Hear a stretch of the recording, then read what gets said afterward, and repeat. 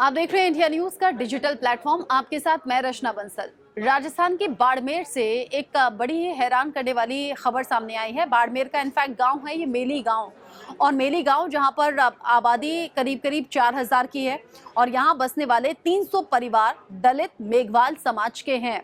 ऐसे देश के कई हिस्सों के बारे में आप जानते होंगे जहां पर छोटे छोटे गांव हैं और उन गांवों में एक जाति की या फिर एक समाज की संख्या ज्यादा होती है। यहाँ भी कुछ ऐसा ही है, लेकिन ये गांव अभी सुर्खियों में इसलिए आ रहा है क्योंकि यहाँ पर अब दलित समाज की 2 बेटियां थी, यानी कि बहनें थी आपस में, और वो अपनी शादी में घोड़ी चढ़ी।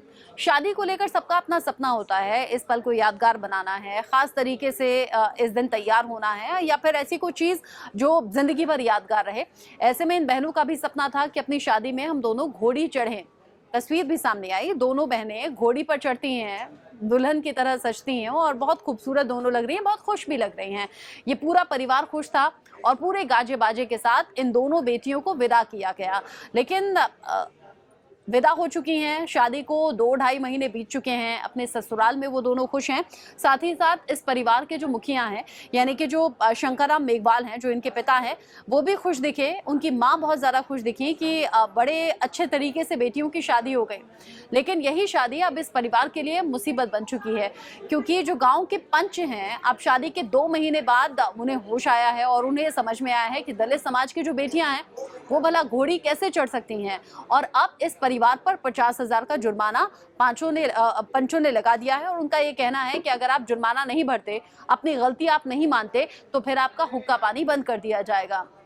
एक तरफ शादी की खुशियां थी, शादी होकर बेटी विदा हो गई, परिवार खुश था, माँ बाप बड़ा सुकून और चैन से थे कि हाँ बेटियों की शादी हो गई है, एक बड़े दायित्व से हम लोग मुक्त हो गए हैं।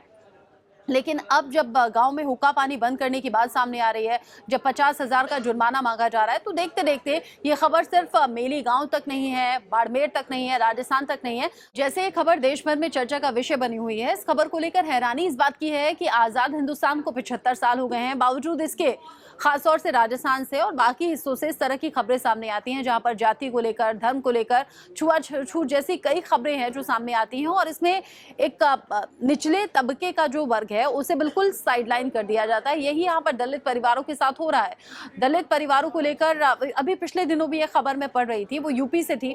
उसमें उनका कहना ये था कि चूंकि ये ऊंची जाति का मोहल्ला है, इसीलिए जब हम यहाँ से गुजरते हैं तो हम अपने पाँव से चप्पल निकाल लेते हैं, उन्हें हाथ में पकड़ लेते हैं।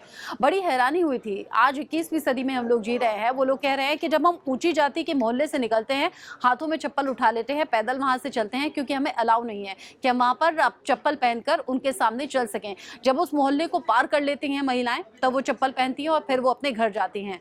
क्या आपको भी लगता है कि आज के वक्त में ऐसा होना चाहिए, ये भेदभाव होना चाहिए? हम आज़ाद हिंदुस्तान में रहते हैं, संविधान के मुताबिक सभी को बराबरी का हक मिलता है, लेकिन देश के कई हिस्सों में आज भी ये भेदभाव बड़े स्तर पर हो रहा है।